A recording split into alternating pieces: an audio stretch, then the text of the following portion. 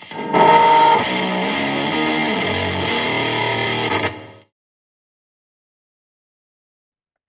I'm Tim from Circuitous Effects, and you're watching Defining Circuit. Defining Circuit is a periodic interview series where I chat with fellow creators in the music world about what inspired and defined their passion for building, the moments, ideas, experiences, and even the circuit that sparked their drive to create for musicians. Today, I'm joined by Derek Anderson from Skullworks Guitar Services and Effects. Derek, thanks so much for being here. And to kick things off, how about you tell us a little bit about yourself? Hey Tim, first, thanks of all for selecting me to be chosen for your interview series. I'm very honored. I'm among some truly amazing people out there that I feel are a lot more amazing than I am. My name is Derek Anderson. I am Skullworks Guitar Effects, like you said. I'm based out of Tampa, Florida. It's starting to get kind of hot. I actually work out on my back porch, Oh, if you that's want to see awesome. there. That's awesome. Yeah. And I do all my work outside, and I have been building pedals now for about 3 years, and I'm still at it. Um, I might be a little more unique than some of you because I don't have to get my daily grind out of this. I'm actually disabled for schizophrenia, and I do this as a side venture. And I'm a student too. I'm generally enrolled in college just Okay. eternally because I love it. But no, I do this. This is something that I can do where I can apply my knowledge of engineering and my knowledge of electronics, and I can share my art with people as artists and with people who watch and see what I do. I grow by being able to share my art with them. That's awesome, Derek. Well, So, thanks for being here. I was wondering, I mean, you just mentioned that you've got knowledge of engineering and electronics. Where'd that come from? well, to be honest, my first introduction to engineering in my life was brought to me by my grandfather. He passed away about 4 years ago, Ronald Richard Flessner. He was a retired U.S. Navy engineer. He was an electrical engineer in the Navy in the 1960s. Oh, okay. He actually worked on flight simulators before there were screens on the readouts. I had some credits to that. So he introduced me to that when he showed me how he could fix the little remote control fob on his Buick when it broke and there was a mis-soldered joint. Oh, He wow. literally walked me right downstairs to the basement, pulled out a soldering iron, fixed it, and we walked upstairs. It worked. I was literally hooked forever, and I've loved electronics since. No, that's amazing. That's a really cool So story. it's That's kind a of a great weird experience to spark. have, huh? I built my first three amplifiers with him, rest in peace, and I still have those, and I treasure those very much. Oh, that's amazing. Well, hey, Oh yeah. speaking of guitar gear and stuff like that, I mean, what's the maybe the project or the circuit, or it could have been an amp with your grandfather. What like made you say, "Hey, I want to do this. This is really cool stuff." What made me do that is I want. I worked on amps. I like working on amps, and I'm not saying this in an irresponsible way, but I zapped the heck out of myself one time to the point where I had to go to the hospital. And that Oh I man. have kids. I don't want to die when my kids are young. That's why I don't work on amps anymore. It's kind of sounds like a cop out, but it's the real truth. These are a little low voltage, a little friendlier. You spark yourself, it don't hurt quite as bad. It doesn't happen Right. as much. Not that you should ever get shocked in a live amp, but sometimes when you're in an amp somebody else has been in, they don't always do the best work. You're just That's powering it up. true. You don't know what you're plugging into. Yeah. But I would just prefer working with electronics. I like working for myself, by myself. And one thing I love doing more than my favorite things that I do with building is shopping for vintage components and looking for components and putting together the absolute best vintage stuff, old stock stuff that I can put together to find for a pedal you can find today. Because, the market is drying up really fast and the Yeah. parts are really getting harder to find. And I'm trying to go for sustainability and stocking up. So I love buying parts. It's one of my favorite things to do. My wife probably loves it. My mailman delivers me packages every day, and he's probably brought me packages from 40 countries. Oh He wow. probably really wonders what I do. Yeah, yeah, for sure. So you do a lot of like, like you're talking about a lot of NOS circuits, a lot of vintage stuff goes into your tag board effects and things like that. And is there something that as you were working on electronics and growing up, something that drew you that way to say, you know what, I want to use the old stuff instead of, some of the new things that are coming out?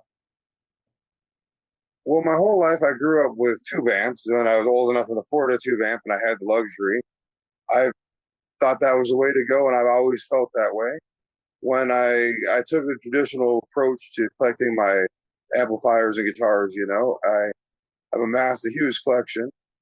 But I think for me, guitar and a pedal to me and a noise to me is a fuzz pedal feel, feeling this big orange amp or this big mad amp Yeah, or this yeah. big basement or this SVT or some heavy hitting tube amp. I like building fuzz pedals that are simple, have basic circuits. I generally don't strive too far from the schematics out there. Okay. I will change things.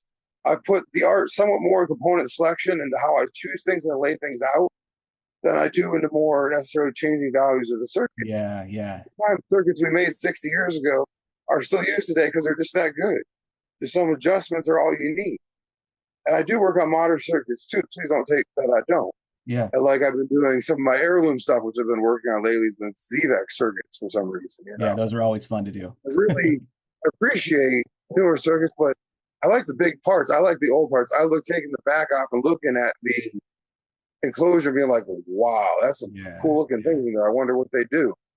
And also, due to one of the medications I have to take, my hands shake a little bit. To be completely honest, it's far easier for me to build on tagboard. Yeah. Which is always pure to be a preference. I do some barrel work, but I despise it. My harmonic percolators are generally on barrel board. Okay. And those will be moving to tagboard. I have a new layout that we'll be try using in the next couple of weeks when I get. So how do you, when you get your old components and things, how do you deal with some of the issues like tolerance and components that just aren't working, and leakage and all of that sort of stuff? What's your approach to that? I test. Yeah. There's the only very few components will get into a Skull FXR pedal that aren't tested. Whether it be a capacitor, they most likely get tested. Resistors, I know my lots, I know where they're at, I know my batches, I don't always test. Yeah. Every transistor that goes into any Skull FXR pedal has been tested and sorted and then tested before it goes in there. I'm very stringent. I don't know how easy it is for me to reproduce these same things in 10 years with part supplies the way they are. But the thing is like, I want to be able to reproduce one more if I can. So I test everything. I write down, document everything. Okay, cool. If you've heard the pedal with me in the last 6 months, I have every tolerance on to everything you touch. Oh.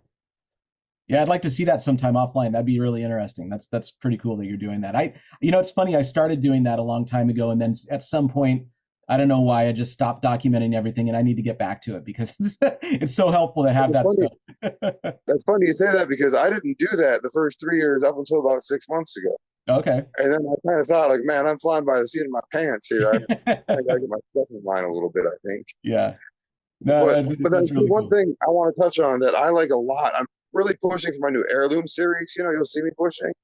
And with that is simply the best of the best. It doesn't matter if I can't make another, you're going to get the best. Oh, okay, cool. And that the thing is I'm using components that I don't have to justify somebody else that they're going to get one in a year. Yeah. I'm going to build you the best I can. It's going to be there. You're going to have it. You're going to have the only one.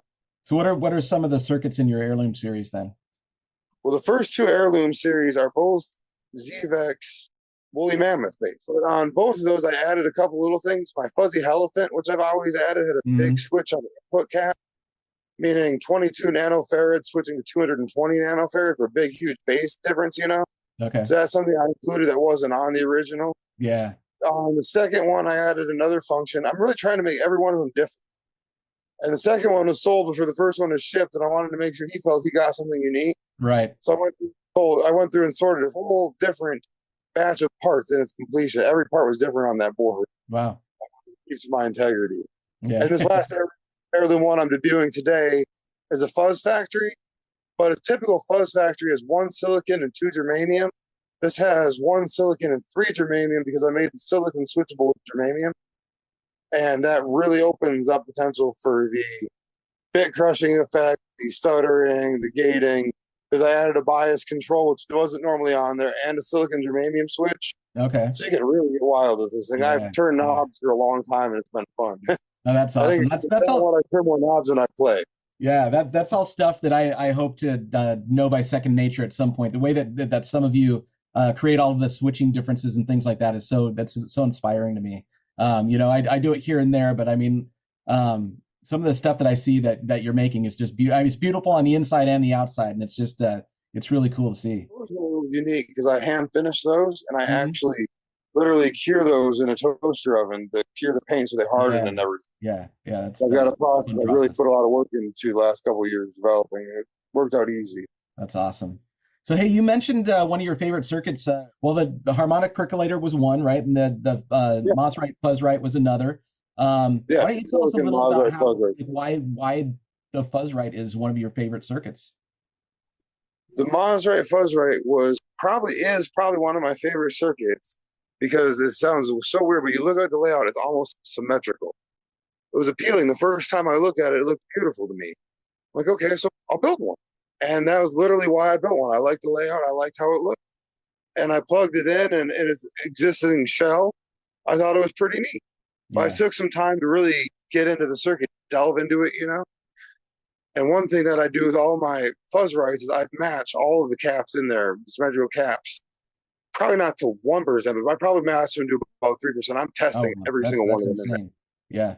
And I find that if you match those caps a little bit better, and depending on how you stage your transistors or put them on a switch if you want, that you can really, really, really change the nature of what it was originally to make it a still bass to itself, but more of it's a wild unit. There's a lot of potential. And there's also a resistor that a lot of people leave off because it wasn't seen on the original schematic that I put on there, but I put it on a switch because most people aren't used to it that way. And I recently started putting it on a 3-way switch with another resistor value to change the filter. And I've been having such great results with that.